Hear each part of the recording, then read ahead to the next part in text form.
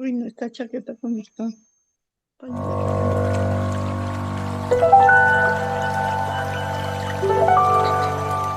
Bienvenidos a Urantia desde el Amor, en un nuevo programa con temas del libro de Urantia.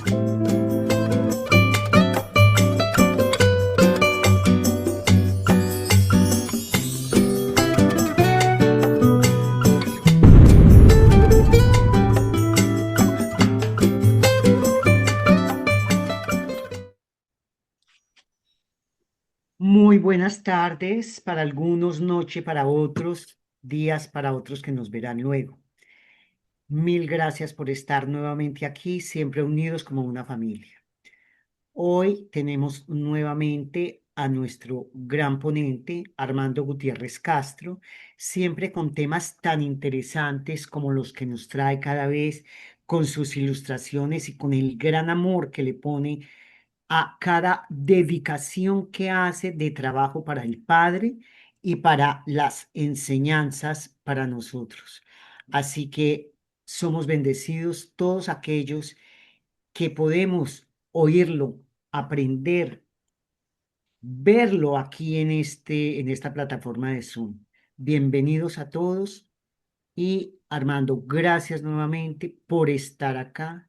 Gracias por siempre estar presto al servicio nuestro, al servicio del Padre, y de verdad que eres admirado por todos, cada uno de los miembros.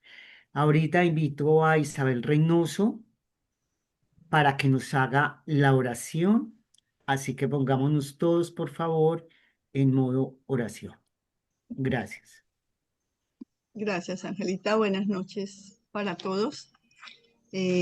Vamos a ponernos en manos especialmente de nuestro celestial y en estos momentos tan movidos, diría yo, turbulentos en todo el planeta, pidamos iluminación divina y asistencia para que podamos recibir con sabiduría su guía, su luz y su enseñanza nos permita tomar decisiones más acertadas y rectas para que construyamos el verdadero reino de Dios en la tierra y aprendamos a amarnos como verdaderos hermanos. De esa manera podemos rendir mejor y mayor adoración a nuestro Padre Celestial. Oh Padre Celestial, todos tus hijos aquí reunidos y aquellos que aún no han llegado o que nos verán después, se han llenado de tu amor, de tu luz y sean guiados por tu Espíritu siempre en el camino que nos conduzca a cumplir fielmente tu santísima y divina voluntad. Nos entregamos en tus manos y recibimos toda la ayuda, asistencia divina que tú has dispuesto para todos nosotros. Sea por siempre, Señor, que podamos aprender a hacer de la manera más perfecta tu santísima y divina voluntad. Amén. Gracias por esa linda oración, Isabela. Y antes de que empiece Armando, le damos la bienvenida a Ana María Gutiérrez, que es hija de Armando. Gracias por acompañarnos, qué linda.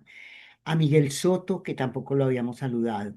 A José Niño, también bienvenido. Gracias, Ana María, por esos corazones tan lindos. Aquí, en presencia de todos, dejamos ya con la palabra a tu lindo papá. Armando, adelante.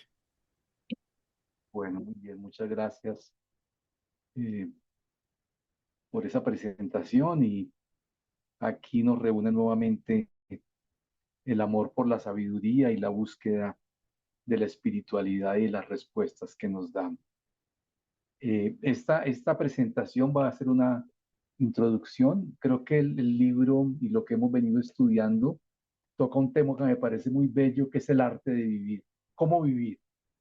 Y hay unos episodios preciosos de Rodán de Alejandría. Y entonces la presentación de hoy tiene que ver cómo abordamos la forma en que vivimos la vida y cómo la lectura también nos va transformando en esa forma de vivir.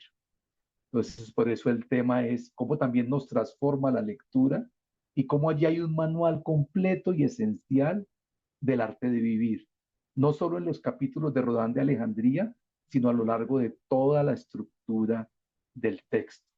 Eh, eh, por la brevedad y porque la complejidad del tema, pues no lo puede uno abarcar integralmente, pero esa es la finalidad de esta presentación.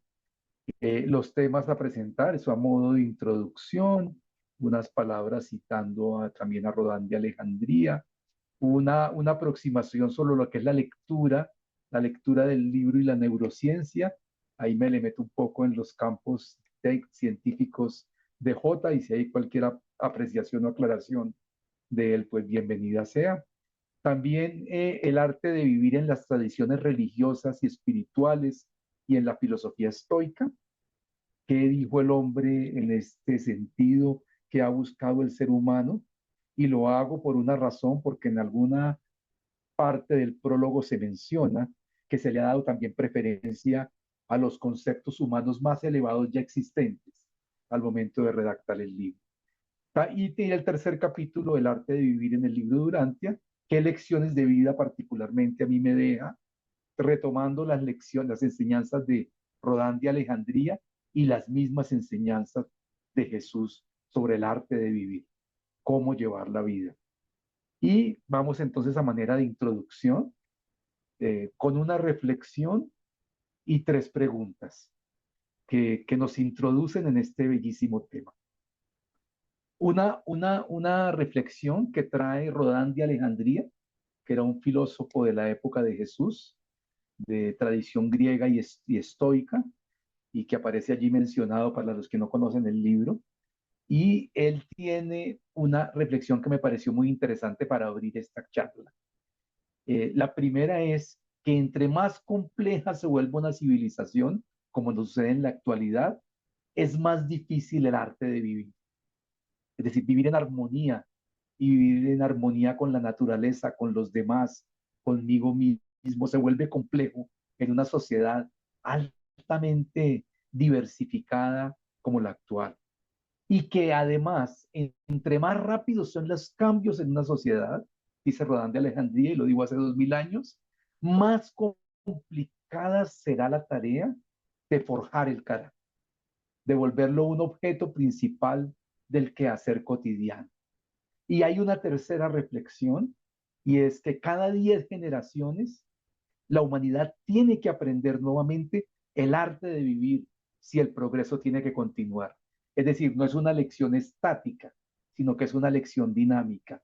Entonces, lo advierto esta reflexión con con un profundo sentido de oportunidad y de llamado en el mundo de hoy, en una sociedad compleja, de cambios rapidísimos, tecnológicos, y creo que estamos en esas 10 generaciones en las que hay que reaprender el arte de vivir si el progreso humano debe continuar. Esa es una reflexión. Y también de Rodán de Alejandría, tres preguntas esenciales. Por alguna razón, están dos capítulos completos de Rodán de Alejandría dentro del libro. Está por su profunda sabiduría. La primera pregunta es, ¿cómo podemos pues inducir al hombre a liderar esos poderes latentes de divinidad e infinidad que están durmientes dentro de nuestra alma? ¿Cómo los podemos despertar, esas potenciales de divinidad? Y cómo al inducir a los hombres a liberar ese poder divino que refresca nuestra alma, nos va a esclarecer y también va a bendecir a otras almas. Y la tercera pregunta que se hace Rodán allí es, ¿de dónde viene pues la energía para hacer esas grandes cosas? Entonces, con esa reflexión y estas tres preguntas, damos inicio a esta presentación. Y la primera aproximación que me permití ver un poco es, ¿qué pasa cuando leemos en nuestro cerebro? ¿Qué sucede allí adentro de nosotros? Entonces, la primera comentario a este respecto es que cuando leemos de manera continua, se integran múltiples funciones cognitivas que originalmente evolucionaron para muchos otros fines de sobrevivencia, pero empiezan a integrar y se crean nuevas y complejas redes neuronales. Entonces, cuando nos dedicamos de manera juiciosa a leer, estamos creando redes neuronales complejas. Estamos enriqueciendo toda nuestra actividad cerebral, que es el vehículo. Decía Nikola Tesla que el cerebro es también un receptor y que en el universo hay un núcleo, decía Tesla de manera muy visionaria, donde obtenemos el conocimiento, la fuerza y la inspiración. Y esas neuronas, desde la perspectiva de Tesla, son ese receptor. Entonces, eso también se enlaza con lo que se llama la teoría de la empatía. La lectura, cuando nos sumergimos en un documento de estos, estamos entrando en la mente de los autores, en la inteligencia de los autores de cada documento. Y cuando hacemos esa inmersión en esa mente del otro, incrementamos nuestra capacidad empática y también la capacidad, unas habilidades para fortalecer esas interacciones sociales con los otros y las interacciones espirituales más complejas y que más necesita un proceso de transformación de la sociedad como el que estamos viviendo. Entonces, la lectura tiene un profundo valor formativo desde lo espiritual y desde lo humano, ¿no? Porque crea esas redes internas que facilitan la interacción. En tercer lugar, desde esta visión, el tener que concentrarnos en la lectura forja una disciplina mental que es fundamental.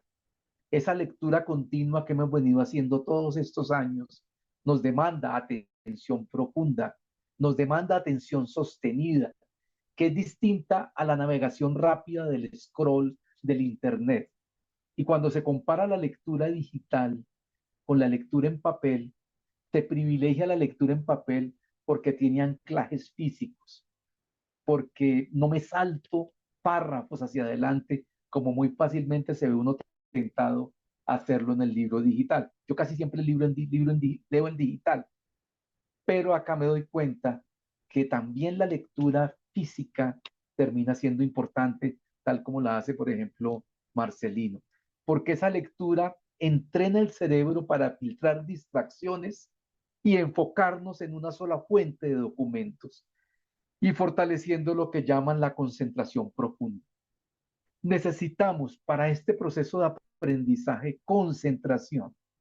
El mundo es disperso, tiene muchos atractivos, muchas pantallas que nos alejan de la concentración profunda y aquí necesitamos concentración profunda. También la lectura produce en nosotros un nuevo vocabulario. De hecho, cuando leemos muchos libros o este libro en particular, hay un vocabulario profundamente rico y novedoso, unas conexiones que nos llevan a entender el cosmos y el universo, unas estructuras muy complejas que a su vez se traducen en la mejoría de nuestra fluidez verbal. Nos enriquecen a tal punto que nos permiten comunicar ideas de forma matizada y precisa. Y creería ahora que también nos enriquece la capacidad de análisis, porque está en la coherencia de cada documento, el método utilizado, la forma en que ha sido escrito, el haber escogido los estilos literarios, que mejora esa fluidez verbal y esa capacidad de comunicación, porque además abarca muchísimos temas y nos vuelve profundamente cultos en cierta medida. Entonces, la expansión de conceptos es esencial. Dice en un documento de Elena Bañas de mayo del 2023 de Urantia Association sobre las bases neurofisiológicas del autocontrol, un documento muy bueno, que tenemos más de 100.000 millones de neuronas, cada una con una capacidad de miles de conexiones que forman caminos, circuitos y redes neuronales. Y cada vez que aprendemos algo, como decía anteriormente, se forman esas nuevas conexiones. Entonces, cuando estamos abordando la lectura, estamos interiorizando conceptos, imágenes, construyendo esa red neuronal. Y la lectura, además, que eso es un exilir contra el estrés del mundo moderno, reduce el estrés. Y dice la ciencia que tan solo leer, por ejemplo, 6 minutos, baja los niveles de cortisol, que son la hormona del estrés, hasta en un 68%, incluso más que caminar o escuchar música. Entonces, allí estamos produciendo un proceso interno profundo, más allá de lo que uno imagina. Pero una vez que lo leemos, nos vamos a dormir y el cerebro sigue funcionando. Y desde una visión poética, mientras el cuerpo descansa, la mente ordena el universo, el sueño va barriendo todos los umbrales del día, limpia todo lo que pesa, ilumina lo que importa, dice, y teje en silencio la arquitectura del ser.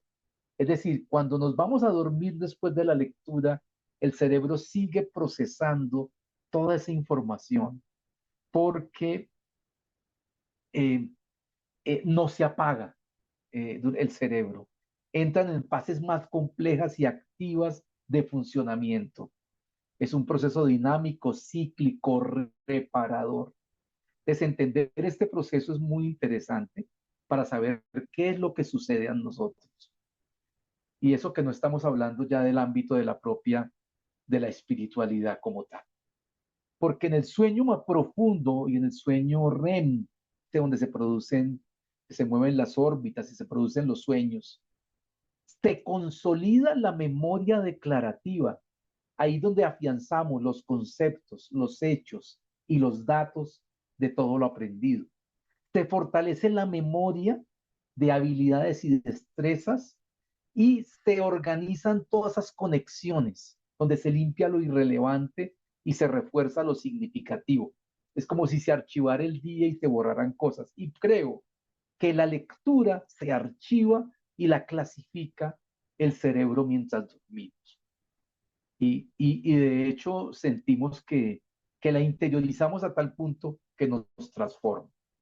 Y dice ya, entrando en alguna ocasión al libro Durantia, que también hay que entrenar la memoria para mantener el fideicomiso sagrado de los episodios más vigorizantes y valiosos de nuestras vidas, para que siempre los podamos recordar, los episodios afectivos, valiosos, enriquecedores, para nuestro placer y edificación, quizá para dejar en esa base de datos que va quedando allí. Dice textualmente, construye en ti y para ti galerías donde tienes en reserva belleza, bondad y grandeza artística. Entonces vamos construyendo también, creería alma, en ese proceso. ¿Qué pasa también en el sueño? Creo y, que también le entregamos el sueño a la divinidad que vive en mí, al ajustador del pensamiento. Y entregamos en el sueño lo que previamente hayamos aprobado en el día con decisiones y elecciones, porque esa capa de decisión, dice, queda en los reinos de la supermente, en el dominio del enlace entre la interrelación humana y la interrelación divina. Es esa facultad o nivel de conciencia, la supermente, que está relacionada con el espíritu infinito.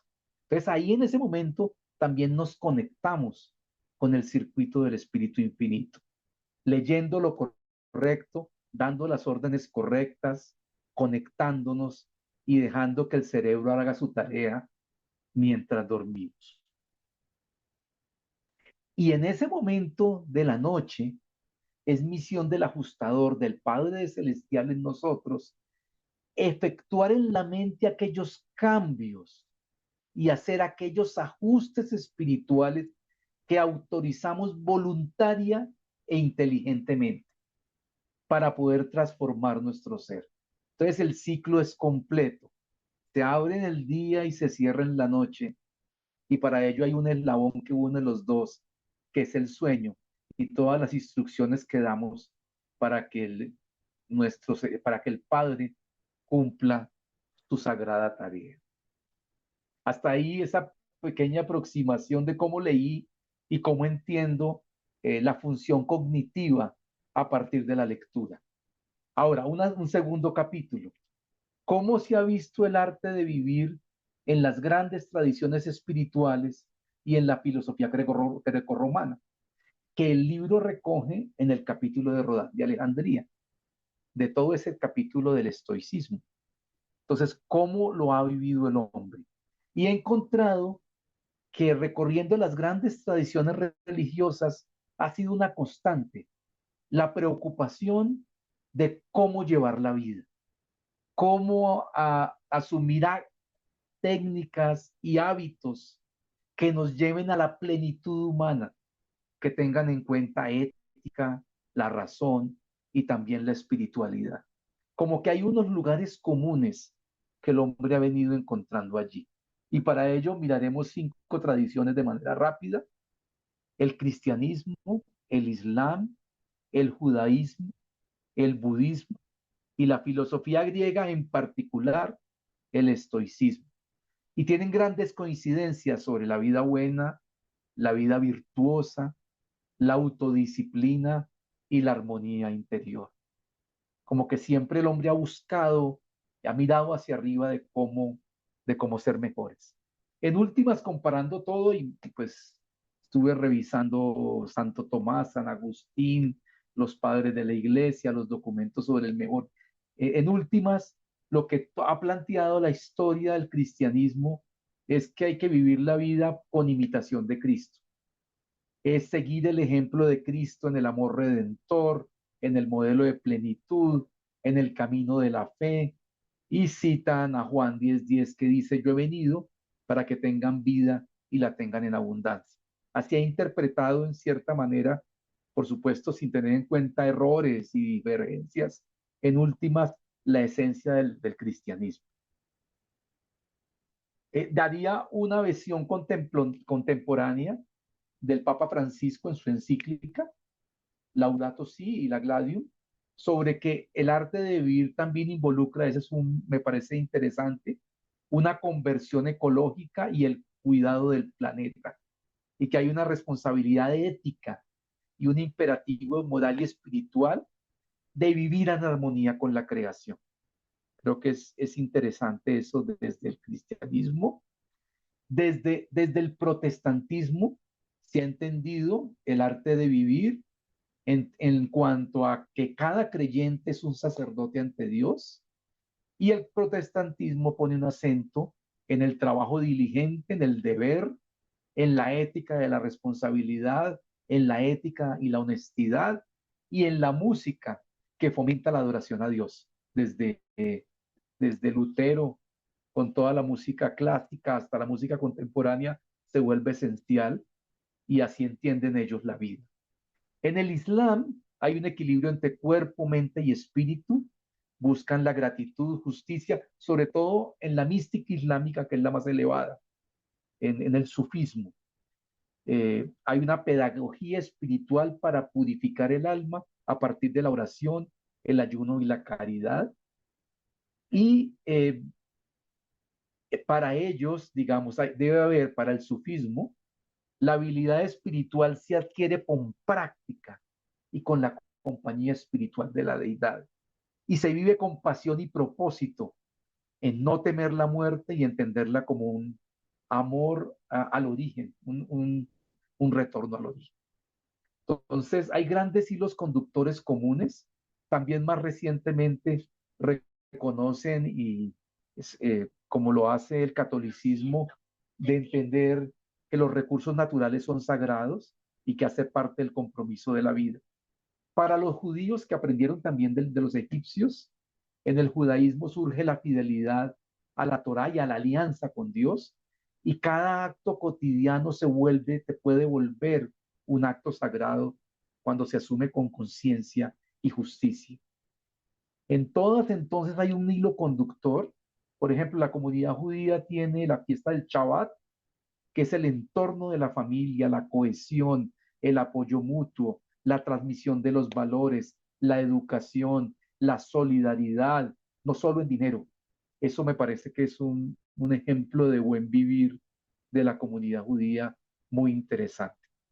Y en el budismo, que también se han preocupado por el arte de vivir, a partir de romper con los apegos, enfrentar el sufrimiento.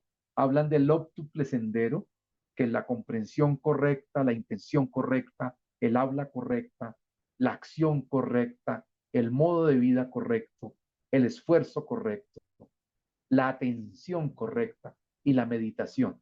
Quizá el budismo nos enseña también a meditar.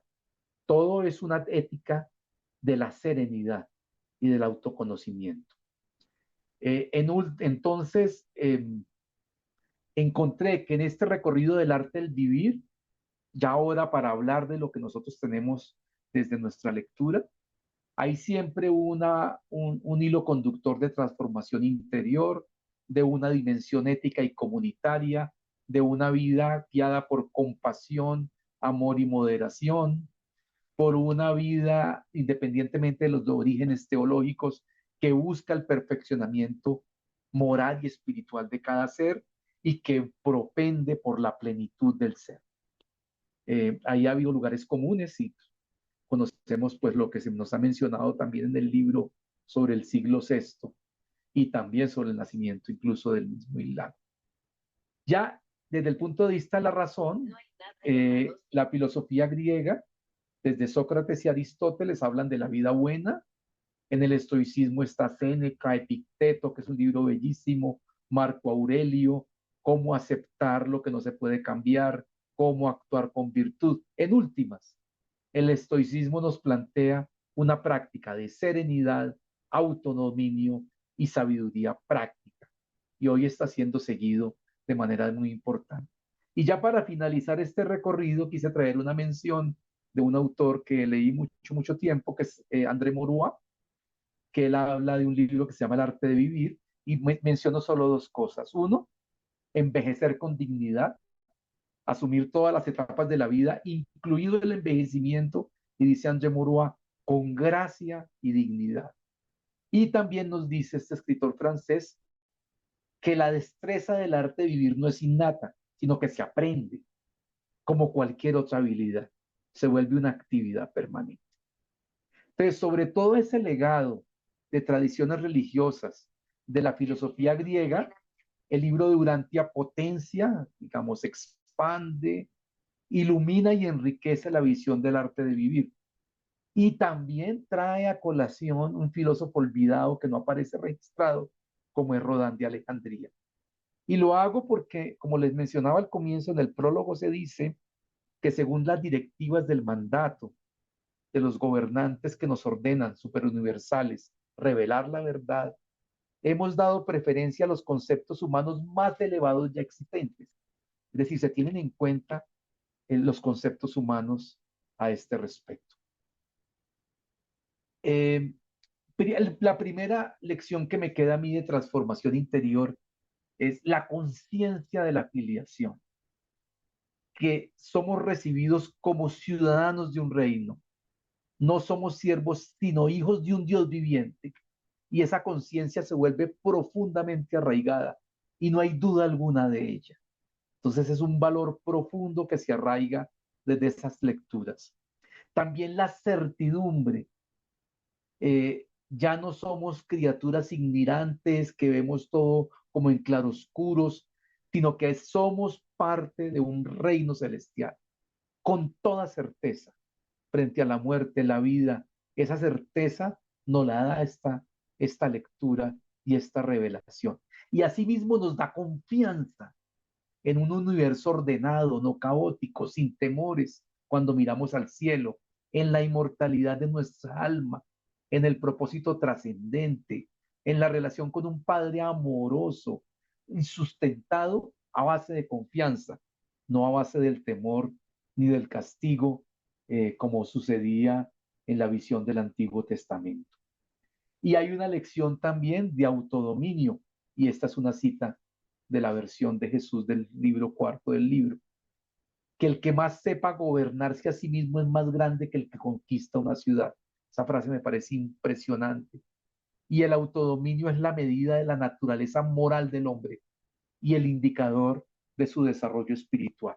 Y también se va forjando tener capacidad de autodominio en un mundo sin frenos. a nivel ético, moral, tener la capacidad de decir que no, poder frenar, hace parte de los logros espirituales. Y otro logro que nos da esta transformación interior de la lectura es entender y vivir, como lo dijo Jesús, ese nuevo tipo de fe, que es una fe viviente, no es una fe muerta a través de símbolos rutinarios, sino que es una fe que vive como lo vivió Jesús en su experiencia humana. Esa fe viviente es la que es profundamente enriquecedora y también nos transforma. Entonces vamos a hablar de Rodán de Alejandría, con quien comenzamos la cita y al cual se le dedican capítulos muy importantes. Y Rodán reflexiona diciendo que el hombre puede elegir o en un plano muy inteligente arriba y además puede buscar un plano de felicidad celestial y éxtasis espiritual. Entonces hay que buscar esa felicidad celestial, pensaba al leerlo. Profundamente sabio y no conoció a Jesús, solo habló con los apóstoles. Y las primeras preguntas que dimos al comienzo, entonces él las responde. ¿Y cómo las responde? Dice, mirad a vuestro maestro. Desde un punto de vista humano, ¿cómo lo logramos? Dice, es cuestión de meditación y reposo combinado. La meditación pone en contacto la mente con el espíritu. O sea que hay que parar, meditar. El reposo determina la capacidad para la receptividad espiritual. Esa es una lección de vida de cómo vivir. Hay que hacer reposos y hay que hacer meditación. Eh, y eso, claro, hay un impulso, y nos dice Rodán de Alejandría con una vigencia tremenda, es que si no hay una evolución del arte del vivir con esta existencia frenética como va, la humanidad va a volver a caer como ha caído en el simple impulso de vivir, la satisfacción de deseos presentes sin límite. Entonces, de un lado está el arte de vivir y del otro lado el simple impulso del vivir.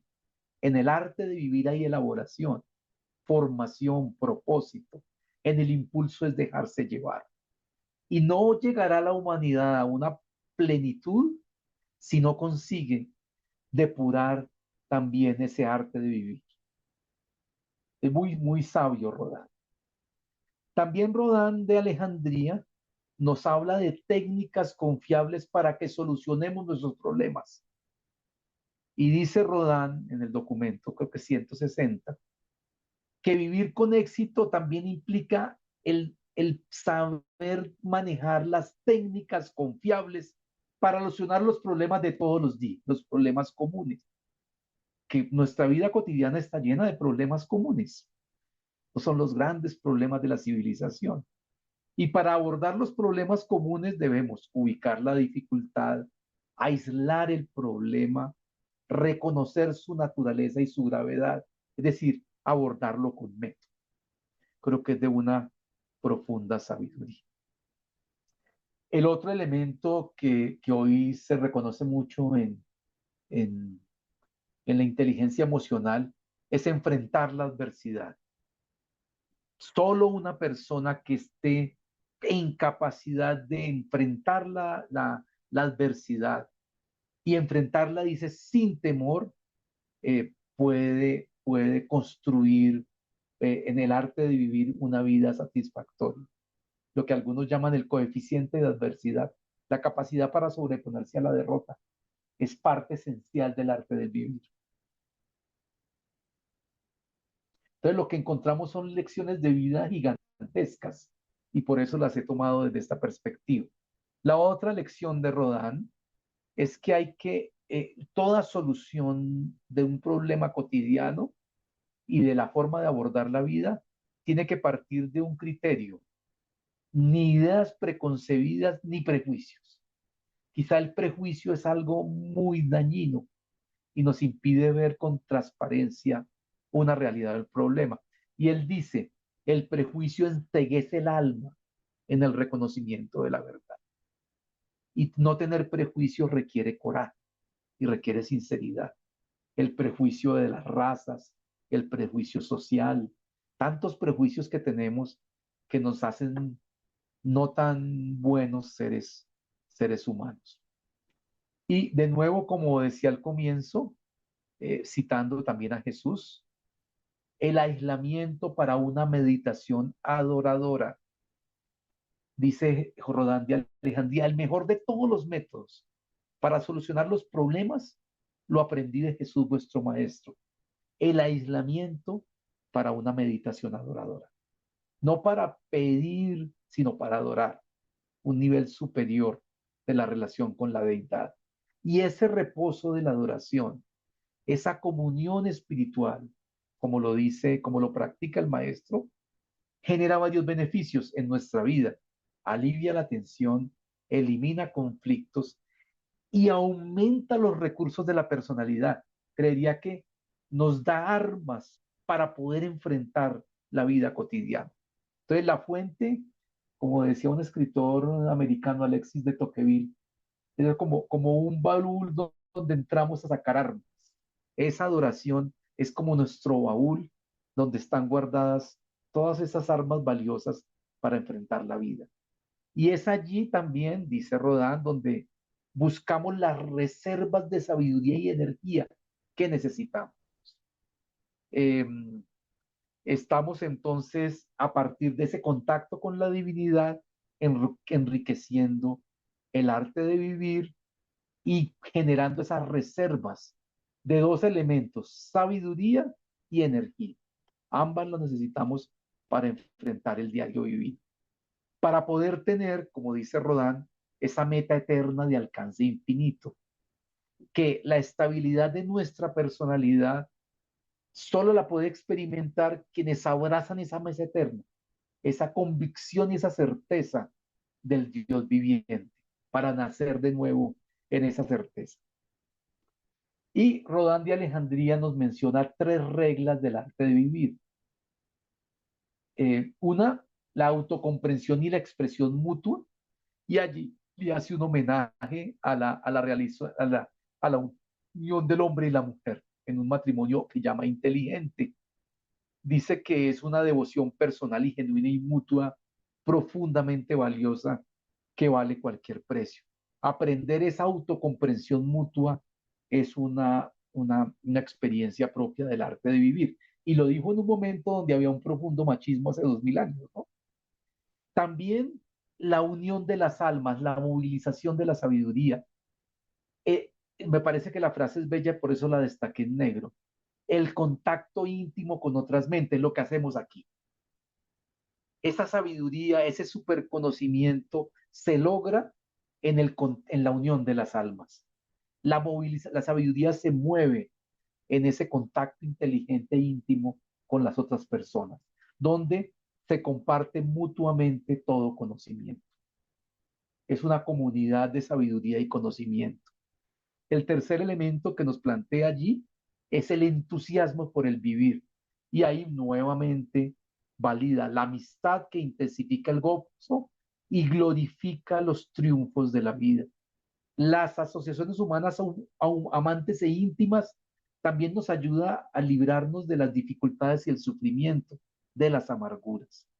Entonces, como que Dios quiere que tengamos amigos y que construyamos en esas amistades eh, la felicidad de la vida, el entusiasmo del vivir. Pero la vida va evolucionando y también tenemos los alicientes de la madurez. Y nos dice Rodán que los dos grandes problemas de la vida son ganarnos la vida temporal, sobrevivir y obtener la sobrevivencia eterna. Es como una síntesis absoluta de todo. Lograr tener, entre comillas, éxito, estabilidad en la vida, pero también construir sobrevivencia. Y toda vida necesita una de la religión para esa solución ideal, esa religión personal, esa relación con la deidad. ¿Qué factores esenciales en Rodán tiene esa vida temporal? Hay que cuidar una buena salud, tener un pensamiento claro y limpio. Hay una mención sobre habilidad y pericia, ya la voy a mencionar, sobre la riqueza y de nuevo, la repite aquí, la capacidad para sobreponer la derrota.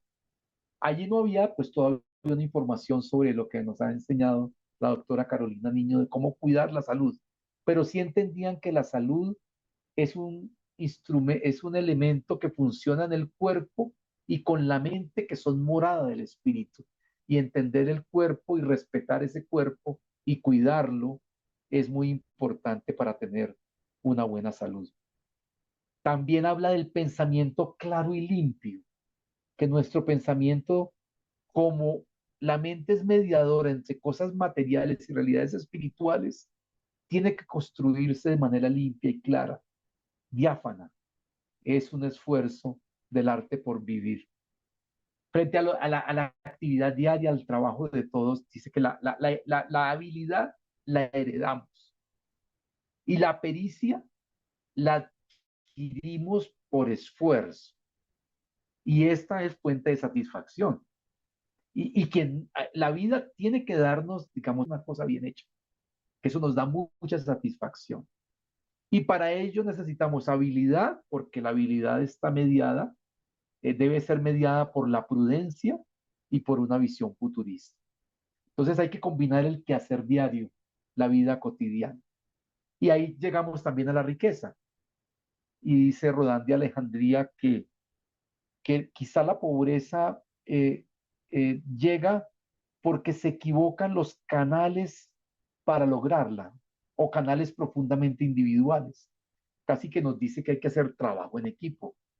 Y el planteamiento sabio funciona en identificar los canales de la riqueza material y trabajarlo con otros. Devoción a ese trabajo de manera inteligente. ¿Cómo afrontar la riqueza? Es pues un reto del arte del vivir. De nuevo, la habilidad para soportar la derrota estaba al comienzo y en esta parte del documento. Saber cómo perder sin perder el ánimo, no admitir jamás el fracaso, ni ocultarlo, hay que afrontarlo con valor. Y en este recorrido, el último aspecto que nos daba es el de la cultura, la educación y la sabiduría. Tenemos el conocimiento, la cultura y la sabiduría, pero la sabiduría puede dominar el conocimiento, es decir, la información, y glorifica la cultura. Entonces, tener los tres como pilares centrales de nuestra formación interior. No solo la cultura, una cultura académica muy rica, si no tiene sabiduría, pues no es dominada de manera espiritualizada y trascendente. Hay que perseguir también la cultura, la educación y la sabiduría. Y todo eso nos va a llevar a tener un gran equilibrio de madurez en la etapa en que estamos de la vida. Trabaja energía, equilibrio, mientras resolvemos las necesidades temporales. Y la verdadera religión nos transforma verdaderamente, nos transforma interiormente y sumando todas esas transformaciones, transformamos el mundo. Ya al finalizar, recapitulando cuáles pueden ser las enseñanzas de Jesús sobre el arte de vivir, sobre cómo llevar la vida. Y hay una imagen muy bella que es una anécdota del lirio blanco. Creo que esa la hizo eh, cerca de la cesárea de Filipo. Entonces, dice, el lirio levanta su cabeza nevada hacia el sol mientras las raíces están en el lodo y en el barro. La imagen es preciosa. Y textualmente dice el libro, y dice en boca de Jesús, el hombre mortal, aunque tenga las raíces de su origen y ser en el suelo animal de la naturaleza humana, puede por la fe elevar su naturaleza espiritual al sol de la verdad celestial y dar realmente los frutos, los nobles frutos del Espíritu. Y por eso hoy Jesús, su Espíritu que está con nosotros, nos sigue también transformando.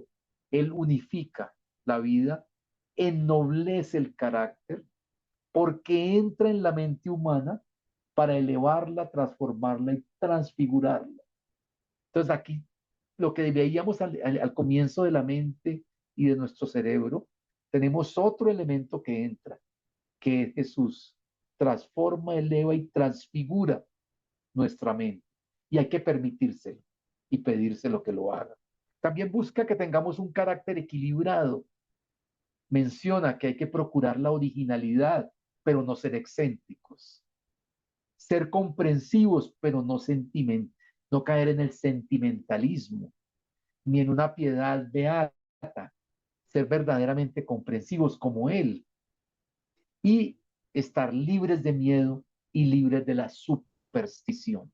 Eso nos enriquece el arte de vivir.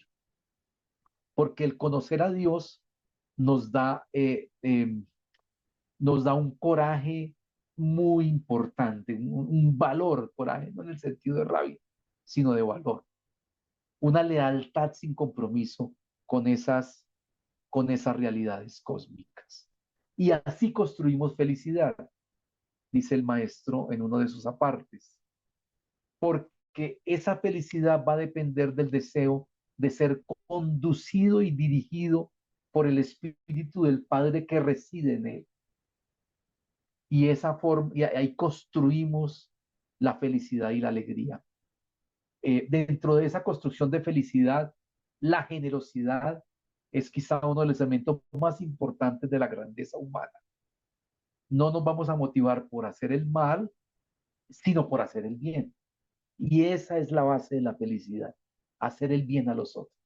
Son claves de la vida, porque todo ello nos va a unificar nuestra personalidad. Un carácter fuerte integra y coordina nuestra personalidad, todas las respuestas. Si no se unifica, la naturaleza moral genera desdicha. Entonces necesitamos unificar nuestra personalidad, integrarla verdaderamente con la deidad. Y nos dice el maestro que sin una meta valiosa, la vida pierde todo objetivo y aparea desdicha. Hay que tener metas, metas claras, metas valiosas, objetivos, propósitos, no vivir. Y de nuevo, en esas lecciones que extrae de la vida de Jesús, el valor del descanso.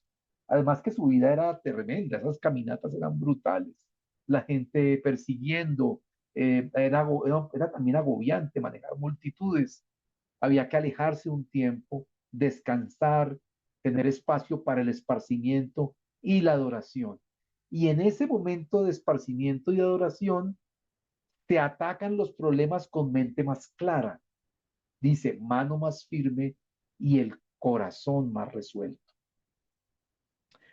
Por supuesto, siempre libres de supersticiones, adivinación, hechicería, números mágicos, interpretación de sueños, espíritus del bien y el mal, amuletos, astrología, todo lo que significa eso nos quita la fuerza del arte de vivir espiritualizado, porque la única forma de comunión con el mundo espiritual es el espíritu residente del Padre, el espíritu derramado del Hijo y el espíritu del infinito que nos habita. Hay una relación directa y una comunicación directa con el ministerio divino. Y Dios escucha simultáneamente la súplica del hombre cuando vienen de su corazón. Ese canal de comunicación no tiene objetos físicos, no está mediado es un canal directo, claro, transparente, puro y profundamente amoroso, porque somos templo viviente de esa hermandad espiritual, de esa triple presencia divina que nos habita y que nos entrega las llaves del reino exterior. Y desde esa perspectiva, en la visión ya de Jesús, somos templos de Dios, porque ese espíritu vive en nosotros. Y esa ley de espíritu es la que nos va a dar la libertad y el poder del autodominio y poder superar el temor, que es un elemento clave en la historia de las religiones. Sean gobernadas por el temor, por el miedo, por el apocalipsis, por los demonios. El cristiano ha vivido lleno de temores.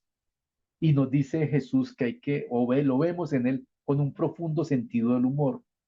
Tenía un gran sentido del humor, pero lamentaba que los judíos y los fariseos negaran y atacaran toda forma de entender la vida con alegría y con humor. ¿Y dónde podemos adorar?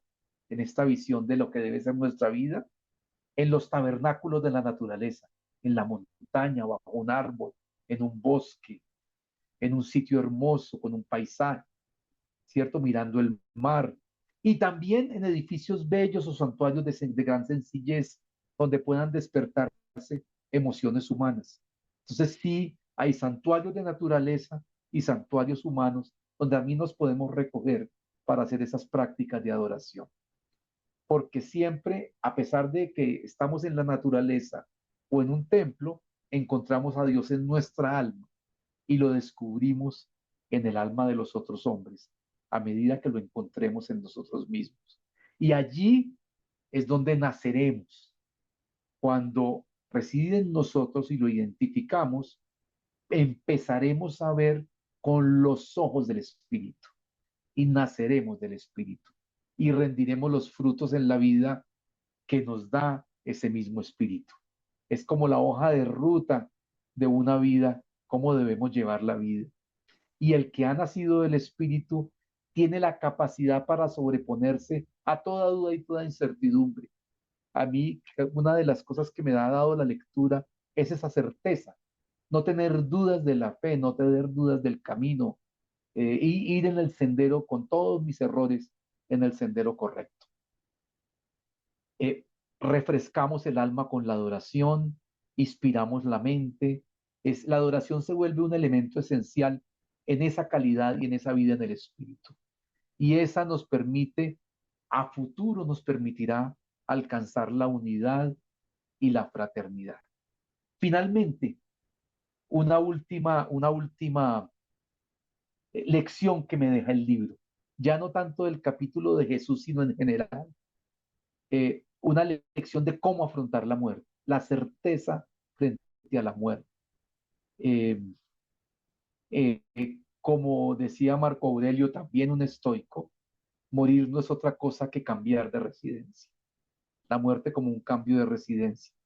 Y la muerte desde esa perspectiva que nos da la lectura es que es el más grande de los significados, que no es un suceso, sino un proceso, así lo entendía, que es un umbral al que que tenemos enfrente, que es la puerta de la eternidad, que en esa puerta estamos logrando la mayor de las conquistas, nuestra conquista, que al ver la muerte confirmamos que vivir no ha sido en vano y que es un receso o un tránsito para toda la promesa que pudimos ver en fe, aunque no ver físicamente, que ha sido un hasta pronto con nuestros seres queridos, que va a ser la oportunidad para ser uno finalmente con el Padre Celestial y la que nos va a dar la felicidad inmensa por fin de darle las gracias a Él de manera presencial, a Jesús de Nazaret, nuestro Hijo Creador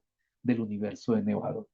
Estas son pues todas estas reflexiones sobre cómo llevar la vida desde el libro, entendiendo que vivimos una experiencia evolutiva que nace aquí en la tierra, en la forma en que vivimos nuestra vida y continuará en las sucesivas estaciones que precederán a la entrada al paraíso.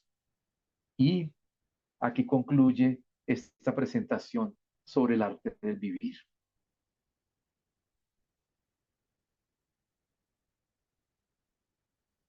Bueno, Bueno, Armando, a felicitarte como siempre. Tienes bueno, siempre esa luz que te guía y que sirve para que todos nosotros también podamos entender más, animarnos más. Todas tus ponencias nos dejan en profunda reflexión. Te muchas felicito. gracias. Sí. Bueno, Bueno, vamos a empezar entonces la fase de las preguntas. Isabelita creo que es la primera, uh-huh. o no sé el orden en que estoy viendo yo acá, pero veo a Isabelita como, Creo que fui la última porque la fuiste la acabo de última. hacer Ah, ok. y ya había visto manitos Así. amarillas ahí. Ah, Creo que fui entonces la es última. Nubia. Entonces Nubia. Nubia es la primera. A ver. Bueno, sí, del montón de preguntas yo quiero por lo menos hacer una. Muchísimas gracias, Armando. Son magistrales tus conferencias. Muchas gracias. Este, hay algo que me llamó la atención de la lectura. Eh, hablabas y pues comparto totalmente de leer el texto, ¿no? Pero yo te pregunto, ¿y cuando se lee el texto, pero en la tableta o en el celular? La pregunta es porque en el grupo que tengo, tengo dos asistentes que no, a pesar de que tienen libro y eso lo leen en el celular. Entonces quería preguntar si el efecto era el mismo. Eh, sí, estuve, a propósito de esta conferencia, estuve mirándolo, porque yo lo leí todo en la tablet, ¿sí? Lo leí todo casi todo en la tablet, más poco en papel, y como viajo tanto, entonces la forma más fácil de leerlo es la tablet. Pero claro que la diferencia parece que es decir, cuando se lee en medio digital y en medio de papel, tiende a ser mayor y más estable la comprensión en papel, pero no quiere decir que no la puedo lograr en digital. Y en digital tiende a ser menor porque el cerebro empieza a escanear, a saltar. Entonces el papel nos puede obligar a concentrar más. Y en el papel hay lo que se llama la memoria topográfica, anclas físicas, como que me acuerdo de la página, y el scrolling, Claro. que es paso de largo, puede que no agarre igualmente los conceptos. Entonces, pero también hay técnicas para afrontar la lectura digital. Entonces, por ejemplo, lo que se llama el patrón de lectura en F, que es la primera línea y escaneamos. No, tengo que sentarme a leer verdaderamente y así yo lo hago en digital y creo que lo obtengo. No se vuelve tan fugaz y evasiva la lectura, pero es una forma también de leer y de tener el conocimiento a la mano. Y si puede uno subrayar, sacar copias, hacer comentarios, desconectarse de la red que no esté leyendo y voy viendo el TikTok, porque entonces ahí sí pierdo el nivel de concentración que necesito. Pero es un instrumento válido, es saber también manejarlo. No sé los demás qué opinan de esa experiencia. Sí, yo he encontrado pues con uno de los asistentes que lo pongo a leer o sea, y lo dejo que lea en el celular porque es que él si está leyendo otra persona que lee uno, ¿no? Uno cada lee. Y mientras lee otro, él está viendo el celular en otras cosas. Entonces, si él es el que está leyendo, pues está usando el celular y los para leer y no hace para más nada. En eso es que me ha servido. Pero sí, sí, lo que acabas de decir, yo lo he, lo he experimentado de que uno lee y fotográfico así. Yo no sé qué página, porque en 2000 páginas yo no sé en dónde fue, pero yo sé que estaba como en este ladito y arranco a buscar y he encontrado, porque como tú dices, uno no se sabe eso de memoria, dónde está, los versículos y eso no se lo sabe.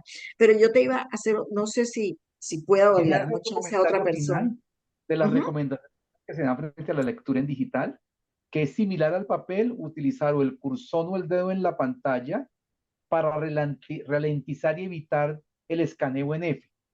Y evitar, por ejemplo, que si me sale un enlace o un hiperenlace, yo abra el otro.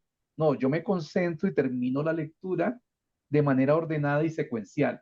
Y así evito los sobresaltos que me genera la lectura digital. Es como luchando un poco contra esas tentaciones que nos genera la pantalla. Bueno, esa es mi experiencia personal allí. Bueno, muy bien. Ah, tenías otra pregunta, otro comentario. Muy bien.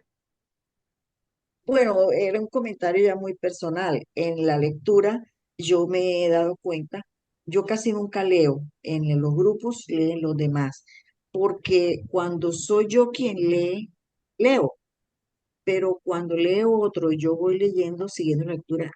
A mí yo parece que abriera los renglones y escarbo y encuentro, pero mire lo que dice, yo casi que interrumpo, a mitad de renglón interrumpo porque se me olvida. Mire, ¿cómo es que dice? Esto quiere decir, mientras que si yo soy la que leo, pues leo y no se me ocurre nada. No sé qué, por qué será, pero por eso casi no leo yo. Ah, Bueno, esas ya son formas personales, pero claro, pero estás conectada con el texto, estás aprendiendo, lo estás interiorizando, claro. También lo estás oyendo, ¿no? De otro, sí. Bueno, Bueno, ¿estás Isabel, conforme? sí. Ok. Isabelita, hoy sí. Ahora sí, gracias. Felicitarte, Armando. Voy a regañar a Ángela, porque es que cómo es que con semejante expositor lo trae cada 2 años. Porque necesitamos que personas que preparan tan bien las cosas sean más asiduos en todos los grupos, porque realmente lo que necesitamos es mayor discernimiento de las enseñanzas del libro y lo haces muy bien. Yo tengo varias cositas, no sé qué tanto tiempo tenemos, pero mira, en cuanto al cuidado personal, sí es nuestra responsabilidad revisar muy bien los alimentos, más hoy en día, porque realmente mucha gente está comiendo venenos todo el tiempo y no se da cuenta. El descanso o el sueño también es supremamente importante tener en cuenta en qué momento el cerebro, yo creo, el cuerpo empieza a limpiar todas las células. Y cuando ya termina de limpiar todos los órganos y células, es que comienza la regeneración celular, que de lo que yo sé y no soy médico en eso, empieza más o menos entre 9:30 10 la limpieza y termina sobre las 4 de la mañana. Y si tú a las 4:30 de la mañana ya se levantó a hacer cosas, ya no se regeneró la célula, 100%. De esta manera, si tenemos ese sueño completo en esos horarios, podemos estar sanando nuestro cuerpo sin darnos cuenta prácticamente. Pero lo ignorábamos. Yo ahora estoy respetando eso porque yo sí dormía las 7 horas, pero no con ese respeto del tiempo que mi cuerpo necesitaba para esos procesos. No sé si sea importante para ustedes, pero para mí lo ha sido bastante. Y el hecho de estar ahora tan afectados con tanta luminosidad, tanta pantalla, minutos antes de irnos a acostar, también nos afecta. Hay mucho material hoy día para que hagamos ejercicios para mejorar todo esto. Otra cosa es que yo no fui muy buena con los métodos de meditación orientales, pero tratando de aprender un poco al respecto, lo que sí me da todavía muchísimo resultado es como esa meditación conmigo misma de ponerme a hacer autoanálisis de cómo soy, de cómo me expreso, de qué hago, qué no hago, y empezar a tomar decisiones realmente serias de cambio, de transformar mi manera de pensar, de sentir, de vivir, de hablar. Eso para mí fue como me catapultó cuando yo decido que voy a empezar a pensar, hablar, sentir y hacer bien. Fue muy difícil lograrlo, pero ya lograrlo es muy satisfactorio. Recordemos que siempre podemos pedirle prestada la mente a Jesús de Nazaret para que ilumine nuestra mente. Entonces, cuando uno ya genera el hábito de levantarse, ponerse en manos de Dios, recibir toda la ayuda de las huestes celestiales y pedirle a Jesús prestada su mente, el día es otra cosa. Es una maravilla de día. Pónganlo en práctica. Yo quería preguntarte, Armando, yo sé que eres muy juicioso, en todo este camino de investigación que hiciste para construir esta conferencia tan magnífica, ¿sientes que de todas esas partes que hablaste se está recogiendo tal vez todo lo que se tomó y no se perdió de las 4 revelaciones anteriores a la quinta revelación? Sí. Se parece mucho a lo que está en el libro de cada una de esas religiones y filosofías. ¿Qué me puedes decir tú? Esa era la pregunta final. Gracias. Y, bueno, empezando por la última, ahora le hago una pregunta a Jota, la primera. Creo que sí, incluso las enseñanzas de Melquisedec, ¿ah? También, del Mucho. sabio de Belén. Porque cuando dice, hemos dado preferencia a los conceptos humanos más elevados ya existentes, también tomó el desarrollo evolutivo y que se ve reflejado en esa visión más elevada tanto de las religiones como del pensamiento humano sobre el ser. Creo que no quedó suelto. Y no quedó suelto a tal punto que le dan un capítulo a Rodán de Alejandría, que era un filósofo griego, ¿no? Griego estoico. Entonces se le da un reconocimiento a eso porque empató perfecto con el mensaje revelador. Ahora, del cerebro y el sueño, yo le preguntaría a Jota, que conoce mejor que todos nosotros, yo soy abogado en la parte científica del cerebro, pero en lo de la meditación, yo digo que yo la intento practicar, entonces a veces hago yoga, hago algunos ejercicios físicos y hago ejercicios de respiración. Tengo es que imponerme la disciplina porque a veces me da pereza. Y Sí, cuando hago yo hago tai meditación, chi. concentración en imágenes. Entonces, yo después de que hago la respiración me siento y me imagino que voy por un bosque caminando, que siento la frescura, que siento los árboles, que entro a una cabaña y que allá hay un libro y hay una palabra para mí en este día. Y eso es todo un ejercicio de meditación y de tranquilidad. Hay varias técnicas de imágenes de meditación como sentarse a oír el cosmos, por ejemplo, a oír los sonidos de la ciudad, del universo, los sonidos dentro de mi cuerpo. Ahí hay varias técnicas que son muy interesantes y aquietan la mente y producen como el efecto que nos menciona el libro, que no nos da las técnicas, nos toca buscarlas por nuestro lado. Pero ese tema del sueño, de la reparación, yo sí le preguntaría a Jota cómo lo ve, cómo ve ese tema cerebral allí, de lo que aquí enunciamos sin ser científicos ni expertos de eso, de cómo se interrelaciona eso, descanso, reconstrucción celular, fijación de los conceptos, aprendizaje. Lo que pasa es que el cerebro cuando inicia ese proceso que se llama el REM, que es el movimiento auricular de los ojos, que es, eso es la abreviatura en inglés, REM, es justamente cuando entra en ese, hace un borrado de toda la memoria temporal, inmediatamente la pasa a la memoria fija, de tal manera que si usted no tuviera esos momentos de escaneo, por así decirlo, sería tanta la saturación que tendríamos que finalmente no tendríamos un descanso. Es tan Mm, sabio el organismo que lo que hace es justamente es como un mantenimiento, cuando uno pone el computador en mantenimiento y lo pone el disco duro a que los circuitos queden bien organizaditos y que queden las memorias más importantes queden a la mano. Eso es lo que hace justamente el cerebro en el momento del descanso. Y al mismo tiempo, no estamos hablando de las neuronas solamente cerebrales, estamos hablando de las neuronas de todo el cuerpo, porque todo el cuerpo tiene neuronas. Entonces, todas ellas entran en una conexión total, de tal manera que genera una reposición de inclusive de nutrientes, porque la neurona, su único trabajo es transmitir impulsos, y entonces tiene unas esclavas, entre comillas, que se encargan de alimentarla y de llevarle a través del axón y las dendritas. En las dendritas conectan, mientras que en el axón es donde se genera toda la verdadera alimentación de la célula. Entonces, ella no tiene oportunidad sino de procesar glucosa y de generar impulsos. Entonces, por eso es que el cerebro consume tantas cantidades de oxígeno, cambiando el azúcar en energía. Entonces, es un fenómeno maravilloso.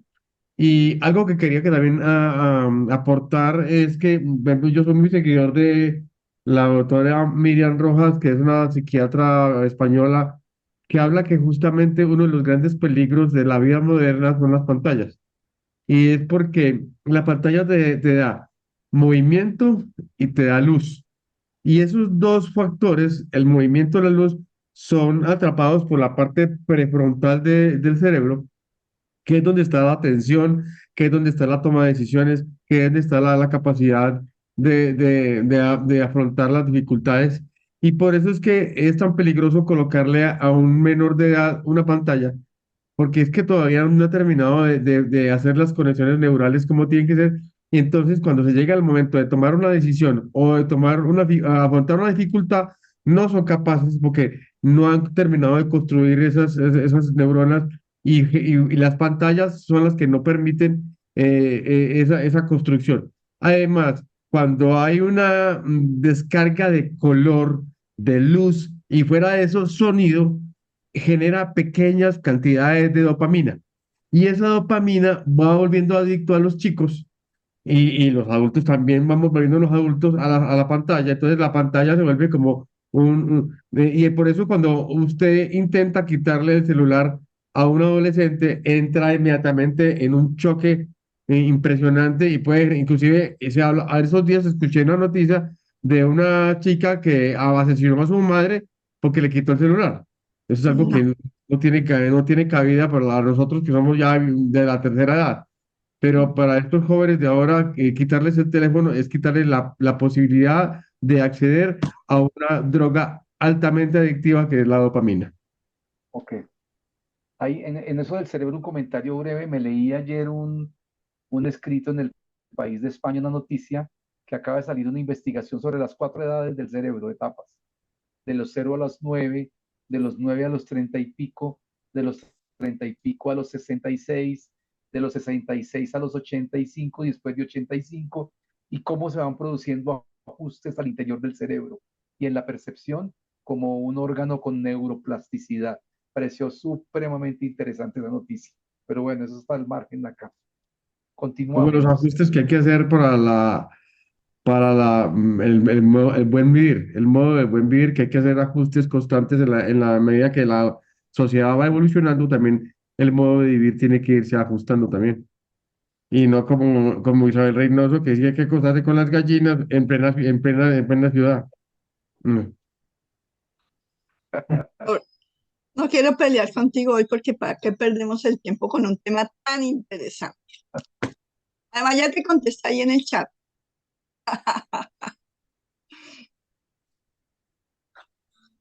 Bueno, si no hay más preguntas, yo pregunto. Byron, creo que tiene la mano levantada. Byron es el que hace preguntas casi que lo dejan a uno pensando mucho. No, no, no, muy simple. Muchas gracias, J. Musa. Y ese Quisiera, cambio extremo, Buenísimo. Yo no lo cambio reconocí. extremo. Sí. quisiera solamente tener presente para estudiar las referencias al libro de Orantia que no pude registrar ninguna. Entonces quisiera tenerlas, por favor. Ah, bueno. Lo que pasa es que como a veces hago, para no copiar párrafos densos, hago como el resumen o voy a las ideas centrales. Entonces, pero yo sí tengo las referencias, yo las puedo enviar en un texto es PDF o les mando el link de la presentación y le puedo anotar las referencias a cada documento. Me parece bien, Byron. Bueno, Byron, eso era todo. Yo pensé que no se hace una pregunta de esas que lo dejan a uno nervioso. Y fue mucho más sencillo.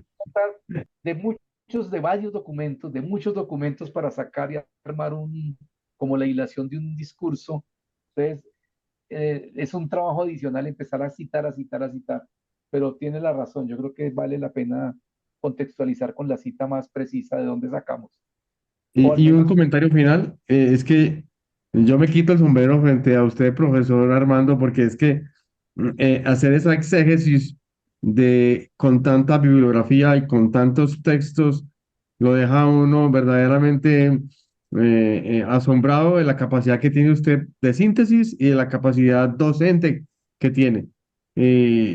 Cada vez que veo una de sus conferencias, yo sí, aprendo muchísimo. Usted es mi profesor de cabecera. Gracias, profe. no, yo aprendo de todos acá, muchísimo. Muy bien. Sí. Sí, parece que Armando ha desarrollado muchas conexiones neurales. Porque Ah, leyó Bueno, en papel. porque leyó en Leer, papel. porque leer en pantallas no genera tantas conexiones. sí, Sí, sí, es Pero, cierto. Armando, pero nos puedes hacer una síntesis de lo que es, de lo que aprendiste del libro y hoy puedes poner en práctica en tu vida personal para expresar esa espiritualidad que te ha dado este conocimiento. ¿O te estoy pidiendo sí, mucho? yo creo, no, de manera muy corta. Primero, la certeza de la divinidad en mí, que en la historia religiosa anterior era un poco más difusa, ¿sí? Esa es una certeza infinita, absoluta, indeclinable. En, en la certeza de un universo de vida inteligente, esa no la tenía. Esa confianza que nos da el libro, también en cambios de hábitos en mi vida personal, también. corrección de errores, creo que lo ha producido. Y por último, pues de manera muy rápida, es la visión frente a la muerte, la tranquilidad total que da frente a la muerte. Más bien el Entonces, sí, anhelo de irnos rápido. hay una transformación interior, creo que sí hay una transformación en el Sí, ser. Se empieza a sentir, uno la siente, la forma como se ve la espiritualidad cambia sustancialmente cuando sí. asisto a una ceremonia religiosa, que ahora lo hago con mucha prudencia y con amor. Sí, va cambiando en uno muy fuertemente sus hábitos, su forma de pensar, de vivir, de sentir, de experimentar la fe, de sentir este proceso. Creo que sí, sí lo produce. Bien. Bueno, Qué vamos a continuar entonces. A ver, Ramón Pero también falta Humberto. mucho todavía, ¿no? Falta. Todavía tenemos muchos errores. Bueno, muy bien, mucha- Ramón. Sí, muy buenas, maravillosas y bendecidas noches. Felicitaciones, expresarle al hermano Armando y un saludo primordialmente para todos los presentes. Me encantó mucho la presentación, aunque llegué unos 15 minutos más tarde. Con respecto a la opinión de lo que explicita la hermana y lo que trajo acotación en correspondencia de las pantallas, yo leí el libro Urantia de papel. Les voy a confesar a todos ustedes que yo no era un lector, ¿ok? Más el ajustador de pensamiento, siento que poco a poco me fue dando las capacidades, que llegó el momento en que yo me leía un documento por día y lo tomé por hábito. Después de leer el libro Urantia no fue fácil para mí. Cambio de un conjunto de paradigmas que uno trae. Me tuve que leer un libro llamado Los 7 hábitos de la gente altamente efectiva, que de casualidad un amigo llegó y me lo regaló.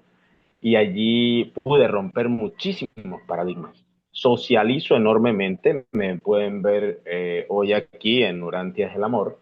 Ya no tengo, no, que este es el mejor grupo. No, no, no. Socializo con otros hermanos 4 o 5 veces a la semana. Entonces, trato de agarrar lo mejor de cada uno de esos hermanos, ¿no? Y de eso crecer. En cuanto a eso, hermanos, yo hoy quiero traerles a todos ustedes, para mí ha servido, ¿no? Es una sugerencia.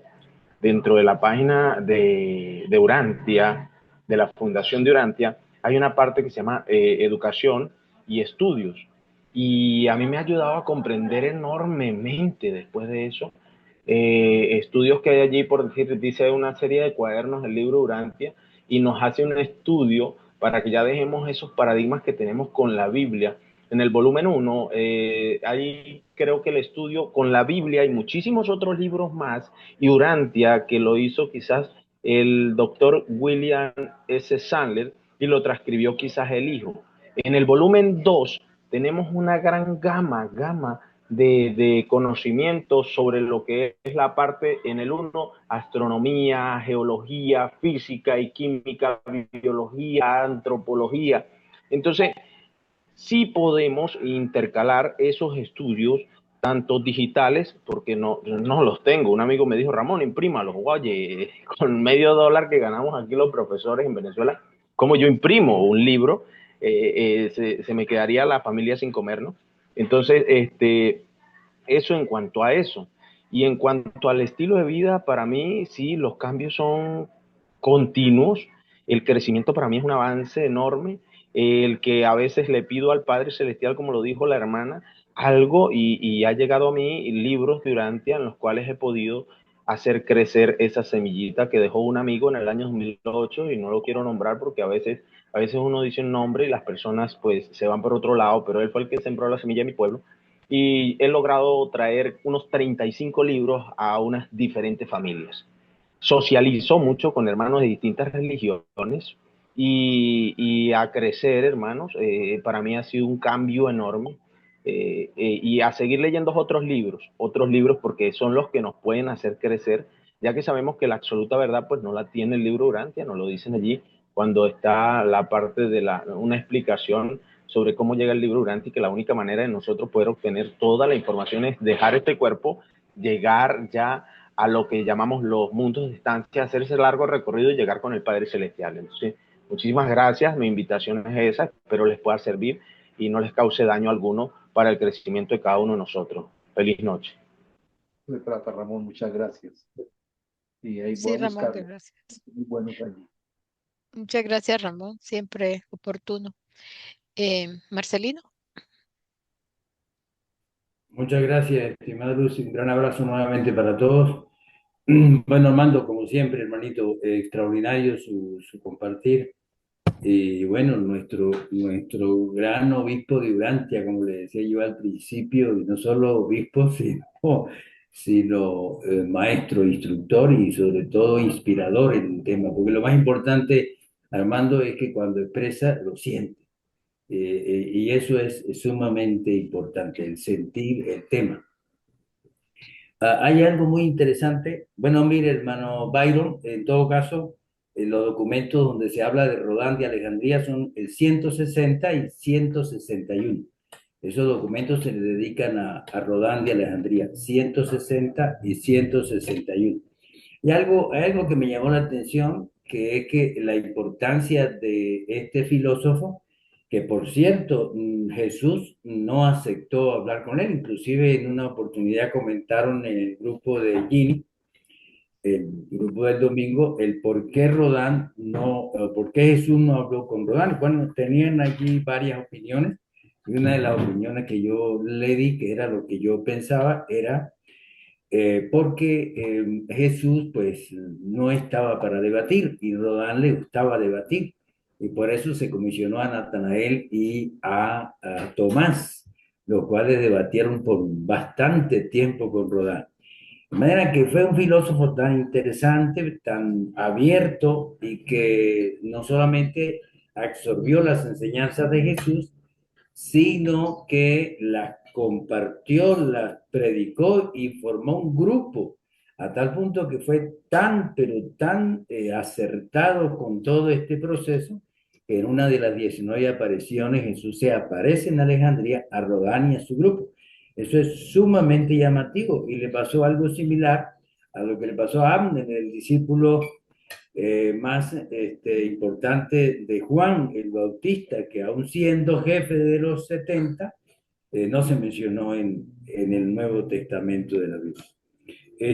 Hay algo adicional también que quería comentar, teniendo en cuenta lo que comentó Isabel, es, además de todos estos aspectos para la socialización, de todo lo que uno puede ir recibiendo, el cuidado de uno mismo, el sentido corporal.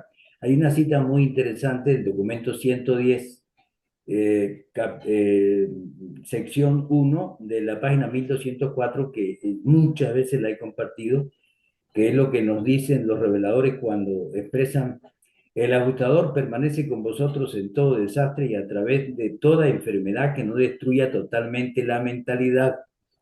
Pero cuán cruel manchar o de alguna otra manera corromper deliberadamente el cuerpo físico que debe servir como tabernáculo o casa terrestre de este don maravilloso de Dios.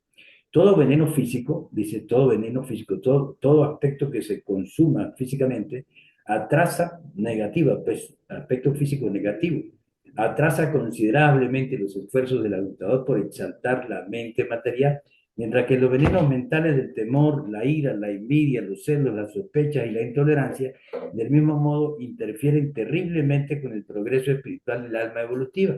Es decir, que meterle chatarra al cuerpo, pues obstaculiza la exaltación, la capacitación intelectual por parte del ajustador en cuanto a la mente. Y, por supuesto, los venenos mentales obstaculizan enormemente el progreso del alma, es decir, de esos valores, ¿no? Y aumenta, al aumentar estos venenos mentales, obstaculizan, y no solo obstaculizan, retrasan indiscutiblemente este progreso del alma evolutivo. Y no olvidemos que la mente es la mamá de nuestra alma y la mente que coopera, por supuesto, la mente que coopera por fe es la mamá de nuestra alma y el papá, la chispa, el fragmento divino del Padre que está dentro de nuestra mente. Y en el documento, el mismo documento, pero de la sección 6, compagina esto, la parte final de este párrafo de la página 1209 dice: es en la mente perfectamente equilibrada En un cuerpo de hábitos limpios, energías neurales estabilizadas y función química equilibrada, cuando los poderes físicos, mentales y espirituales están en triuna armonía de desarrollo, es en el que se puede impartir un máximo de luz y verdad con un mínimo de peligro o riesgo temporal al bienestar de dicho ser. De manera pues que eso es importante, tratar de ver cómo logramos no solo tratar de tener los modales adecuados en pensamiento, en palabra, en actitud, sino también el cuidado del cuerpo para tratar de evitar pues que se desajuste en cuanto a el consumo que uno tiene a diario. Nuevamente felicitaciones Armando y bueno, a seguir adelante con todo este deseo de poner en práctica lo que Dios nos está dando y especialmente de esta grandiosa quinta luz con la cual siempre hemos sido, vamos a seguir siendo altamente privilegiados. Perdona, Marcelino, gracias por tu aporte. ¿Me puedes repetir el documento, el pedacito que leíste? ¿Qué documento es? Ajá, el primer es el 110, el documento es el 110. Ajá. El primer párrafo fue de ¿Qué? la sección 1, página 1204, el primer párrafo, ¿no? Ajá. Y el otro párrafo que leí es la sección 6, página 1209. Del documento 110. Gracias. Es que se lo voy a leer a mi hijo, se lo voy a mandar a mi hijo. Gracias. Bueno, yo creo que Isabelita como que iba a hacer otra intervención y otra pregunta, no sé. Pero pues para no interrumpir, para que no me regañe, pero sí es No, yo no que te regaño. esto, todo lo que han hablado está perfecto, pero aunque J se burle, el sueño profundo es supremamente importante. Y no es acostarse con las gallinas, porque si tú te acuestas 9:30, 10 y te levantas a las 5, estás descansando el tiempo que requiere, por lo menos un adulto, ¿no? Un niño sí ya requiere más horas. Pero comer bien, hacer ejercicio y abandonar tantas malas mañas no le va a servir de mucho a una persona si no descansa lo que el cuerpo requiere en el tiempo que él requiere. Era solo ratificar eso. Bueno, gracias. Yo Armando, le a quiero hacer ver, una pregunta a Silvia. él, es que me llama la atención lo que dijiste sobre el sueño REM eso es lo que estás hablando, que a las 3 Eso de lo la dijo J. mañana, J fue lo que habló no, del REM. Ah, ok. no, tú dijiste que a tal hora, más o menos tanto, esa hora si se no dormían eso, no sé, algo sí yo te entendí, que Sí, era como después de ciertas horas es que se iba al sueño profundo. Lo que pasa es que yo tengo este reloj que me lo regaló mi hija y ahí me dice las horas, lo que sueño y qué tipo de sueño tengo. Y resulta que me dice que tengo el sueño profundo, el sueño ligero y el sueño REM, y cuando estoy despierto. Pero el sueño REM y el sueño profundo se intercalan toda la noche. En la barra se ven, o sea, no es en una temporada 3 de la mañana, eso no, sino va, va toda la noche. Entonces me llamó la atención eso que te entendí, o fue que te entendí mal, que era a una cierta hora ya de la madrugada que se dormía profundo y se producía esa limpieza. lo que sucede es que a veces nos levantamos al baño y entonces eso hace que cambie el nivel de sueño que tengas. Por eso hay que evitar sobre todo los adultos mayores, tantos líquidos después de cierta hora de la... Pero aún sin haberme despertado, porque él muestra cuando he despertado y yo me he chequeado, sí, a esa hora yo me levanto cuando voy al baño y miro la hora, sí, y cuando miro al otro día el reporte pues me lo da en el celular, sí, a esa hora estuve despierta yo porque a esa hora fui al baño, pero otro no me he despertado en toda la noche y sin embargo las barras del REM están intercaladas con el sueño profundo. Sí, sí. No son en Debe, una sola debe, fase de debe la... tener debes tener en tu habitación algo que le interrumpe, de alguna manera. Parece que es que yo cuando estuve leyendo esto, hay dos tipos de sueños, el REM, El que no es sin REM y movimiento, el... y el REM, con Ujú, movimiento muscular. Y los dos tipos de sueño alternan durante la noche. ujú. Parece que el sueño sin movimiento ocular más o menos puede ser el 75% del sueño en adultos y el 25% con movimiento ocular rápido, que es donde el cerebro está profundamente activo. Entonces, como que van jugándose eso tiene sus ciclos allí de una sabiduría impresionante. Ya. Pero sí Sí. Gracias. necesitamos, estoy de Y acuerdo también con cuando está soñando la persona también los ojos los mueve y a veces también se hablan. mueve, sí, el cerebro está activo. Y yo tiendo a acostarme tarde, porque me gusta leer, ver cosas, ver noticias, y le cogen a uno las 11 y las 12, y ahí está afectando el cuerpo. Ujú. Y la luz Y, azul y después le van está a pasar la factura, no se preocupe. Yo lo digo por experiencia. He trabajado en 3 ancianas. dañando las neuronas acá también. Ujú. Sí. Me toca corregir a tiempo. De hecho, mire, yo me voy a la cama más o menos a las 9:30, que son las 10 y todavía está uno dando vueltas alrededor de la cama porque hay hace una cosa y otra, y va a estar realmente en sueño profundo, como después de las 10, 10:15. Sí. Porque yo me estoy haciendo el propósito de respetar bien eso, ¿entiendes? Y he recuperado muchísima salud, muchísima. No me invite a dormir contigo. No me interesa, no te preocupes.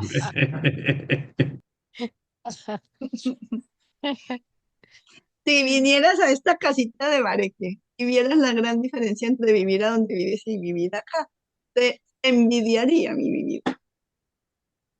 ¿Ves? No, la paz, la Todos están tranquilidad. invitados a venir a Algeciras, a la casita de Bareque, a Bueno, sanar cuerpo, mente y alma. Mentira, el alma no se enferma, solo cuerpo, mente y emociones. Eso sí se enferma. bueno, Para, Marcelino, otra vez tienes ahí la mano levantada. Muchas gracias. Por favor, Jota, evite pleitos con Isabel, por favor. Evitemos pleitos. Echando broma, Isabel, mentira, echando broma. Lo Quería, que pasa, ¿sabe qué, Marcelino? El problema es que cuando uno no, mi mamá decía que cuando el árbol no está para cucharas, yo no sé qué, porque no todo el tiempo uno está de buen ánimo para evadir esas bromas pesadas. Entonces mi mami nos prohibió toda la vida hacer bromas. Entonces yo de Ah, vieja fue que cogí las malas mañas de Jota, pero las estoy abandonando, no te preocupes. sí. Pues mire, como se habló varias veces del sueño, me parece adecuado o me parece favorable leer esta cita del mismo documento 110, pero de la página 1208. Dice, las experiencias oníricas o de sueño del ser humano, esa procesión desordenada y desconectada de la mente durmiente, no coordinada, ofrecen prueba adecuada del fracaso de los ajustadores en la armonización y asociación de los factores divergentes de la mente del ser humano. En una sola vida humana, los ajustadores simplemente no pueden coordinar y sincronizar arbitrariamente dos tipos dispares y distintos de pensamientos tales como el humano y el divino. Cuando lo hacen, así como lo han hecho a veces, dichas almas son trasladadas directamente a los mundos de estancia sin necesidad de pasar a través de la experiencia de la muerte. El caso de Enoch, el caso de Elías. Sigo leyendo. Durante el sueño, el ajustador intenta obtener tan solo aquello que la voluntad de la personalidad residida haya previamente aprobado plenamente por decisiones y elecciones que fueron hechas durante los momentos de la conciencia plenamente despierta y que por lo tanto se han alojado en los reinos de la supermente, el dominio de enlace de la interrelación humana y divina. Esto lo mencionó Armando. Mientras sus anfitriones mortales duermen, los ajustadores intentan registrar sus creaciones en los niveles más altos de la mente material, y algunos de vuestros sueños grotescos indican que los ajustadores no han conseguido hacer un contacto eficaz. Lo absurdo de la vida onírica o de sueño no solo atestiguan la presión de las emociones no expresadas, sino también atestiguan la distorsión horrible de las representaciones de los conceptos espirituales presentados por los ajustadores, ¿no? Ya se comenta aquí que una de las causas de los sueños es la presión de las emociones no expresadas. Sigo leyendo. Vuestras propias pasiones, impulsos y otras tendencias innatas se traducen en el cuadro y sustituyen sus deseos inexpresados a los mensajes divinos que los ajustadores residentes intentan colocar en los registros psíquicos durante el sueño inconsciente. Es extremadamente peligroso postular el contenido del ajustador de la vida onírica o de sueño. Los ajustadores sí trabajan durante el sueño, pero vuestras experiencias ordinarias de sueños son fenómenos puramente fisiológicos y psicológicos. Del mismo modo, es arriesgado intentar la diferenciación del registro del ajustador de la recepción más o menos continua y consciente de los dictados de la conciencia mortal. Estos son problemas que deberían solucionarse mediante la discriminación individual y la decisión personal. Pero un ser humano haría mejor en pero un ser humano haría mejor en errar rechazando la expresión de un ajustador y creyéndola una experiencia puramente humana que en equivocarse al exaltar la reacción de la mente mortal a la esfera de la dignidad divina. Recordad que la influencia del ajustador del pensamiento es en su mayor parte, aunque no totalmente, una experiencia superconsciente.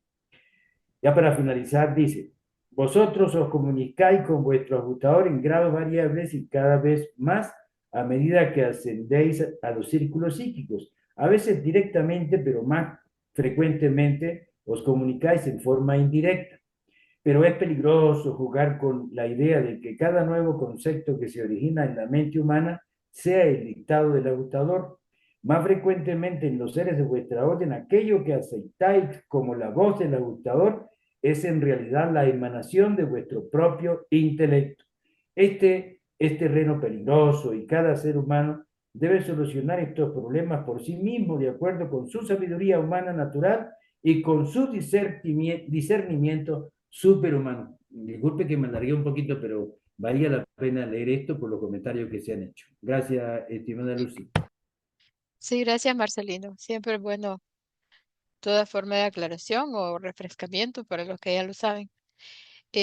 Bueno, se nos está acercando la hora de cerrar la sala ya, pero sabemos que, por ejemplo, Oli, Octavio, siempre tienen sus participaciones Y y Esther, y Esther, sí, antes estoy de que asustado.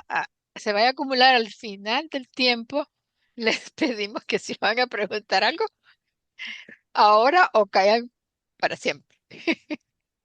A ver, Octavio. Hermanitos, gusto en verlos a todos. Buenas tardes. Armando, si pudiera usted, aparte de, pues, ¿qué le digo? Todas sus presentaciones son muy bonitas, llenas de sentimiento y se siente transmite usted la espiritualidad, hermano. Quería ver si pudiera dar un pequeño resumen y comentarnos cómo es ese proceso que usted comentaba de entre el dormirse y el ajustador de pensamiento, y al parecer hay algún aprendizaje, así entendí yo, o hay un crecimiento espiritual a través del sueño. No lo Sí. pudiera como explicar como para mí, para poder entenderlo, porque me pareció muy interesante y con la interpretación que usted ha hecho. No sé si lo pueda repetir de alguna manera breve, por favor, porque se me hace muy importante. Gracias, Sí. porque es un proceso, se puede decir que hasta rutinario, ¿no? Un proceso diario, que tenemos esa oportunidad de realizarlo, o creo que es hasta espontáneo, ¿no? Es solito se da. Gracias, hermanos. Sí, pues, muy brevemente lo que hicimos fue entender que cuando leemos se van produciendo conexiones neuronales en nuestro cerebro, vamos recibiendo información, vamos ampliando nuestra capacidad de comprensión, ampliando la capacidad de lenguaje, de expresión, y que durante el sueño, en algunas fases del sueño, se van como decantando y consolidando toda esa información recibida. Y paralelamente con ello, el ajustador del pensamiento hace su tarea para terminar de ensamblar y afinar la mente y la personalidad conforme también a lo que nosotros hayamos pedido, autorizado, deseado. Entonces es un proceso integral bellísimo que se da al interior del ser entre la vigilia y el sueño, y allí pues hemos puesto a valer el rol que cumple la lectura y la información que nos va llegando en este proceso de aprendizaje. Entonces es un proceso de espiritualización de algún modo, pero también de discernimiento. Y de discernimiento, sí, creería que sí. Espiritualización, discernimiento y transformación interior. Claro, y por ende la conducta, ¿no? Va uno dejando la mente animalizada y te vas volviendo un ser más espiritual. Poco a poco la va espiritualizando. Gracias, hermanito. Bueno, muy bien. Bueno, Armando, Octavio tocó un punto sobre lo del discernimiento. O sea, de todas estas experiencias que se van obteniendo a través del sueño y todo. En el libro de Durante, según lo que leyó Marcelino, pues cuando uno tiene sus dudas y todo de lo que recibió en el sueño, pues mejor asumir que no fue el ajustador de pensamiento. Pero, ¿has tenido alguna experiencia o alguna que nos pueda dar una idea, una guía, algo así, de cómo discernir realmente? Porque tampoco se puede ignorar todo solo porque, no, pues no estoy segura. Porque entonces, como quien dice, estamos haciendo oídos sordos a lo que nos está dando el ajustador también. ¿Qué nos puedes decir sobre eso? No sé, es complejo, ¿no? Sí, Creo que se va viendo más en los resultados que no opera de forma consciente en nosotros. No es que el otro día diga, ayer se hizo tal proceso de transformación. Creo que lo vamos viendo es en la vida, ¿no? De En hecho, los frutos del espíritu, lo que amplió la comprensión, ese es un logro. Que amplió la certeza, la seguridad, es un logro. Que ya siente esa fe viviente, es un logro. Ahí se van dando los logros, ¿sí? Ahí es que ser como consciente para empezar a identificarlos. Pero sí es evidente, ¿no? Uno lo ve en los otros, sí. Y seguir avanzando, porque todavía nos falta muchísimo. Muy bien. sí. Angelita, Perdón, hermanita, ya por último, perdón. ¿Qué documento lo toca, hermanito, ese tema? Y creo que de una manera muy superficial, ¿verdad? En varios documentos. Uno, el 110 que mencionaba Marcelino, yo ahorita no recuerdo los nombres, en varios documentos se toca el tema de la mente, de cómo actúa en la mente. No, pero a través del sueño, del dormir, específicamente ese tema. Específicamente, sí, yo lo cito ahí, un momentico lo miro acá. Pero yo te lo miro. Un momento, te lo cito exacto.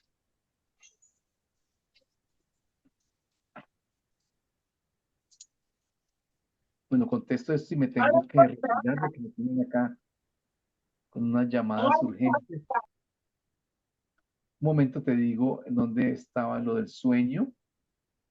Documento 110.5.4. Durante el sueño, el ajustador intenta obtener tan solo aquello que la voluntad de la personalidad haya previamente aprobado por decisiones y elecciones que fueron hechas durante los momentos de la conciencia despierta. Mientras sus anfitriones mortales duermen, los ajustadores intentan registrar sus creaciones en los niveles más altos de la mente material. Eso es lo que leyó Marcelino, 110.5.4. Sí, bueno, a ahí ver, está. Angelita, has estado calladita. Dice el refrán, calladita te ves más bonita, pero hace falta que nos digas algo. O que cierres ya, porque realmente ya es hora de cerrar. Tengo que Agradeciéndole a atender Armando. Maravilloso. Entonces le damos el agradecimiento a Armando, mil y mil Se nuevamente tiene que ir. gracias. Lo esperamos para que vaya haciendo algo, vaya preparando algo y nos sorprenda el año entrante. Y cumpliendo con nuestro deber y con el horario, damos por cerrada esta sala. Lucy, gracias hoy por tu cooperación y Muchas por tu gracias. colaboración. Feliz noche para todos. Bueno, Gracias. gracias a todos, gracias Armando y gracias Gracias. Angelita. Gracias. Ajá, Bueno, Oli, hasta gracias. ahorita. Hola, Bueno, gracias. ok. Oli, Bueno, oli. Que Bendiciones. descanse. ok. Gracias. Bye. Gran abrazo.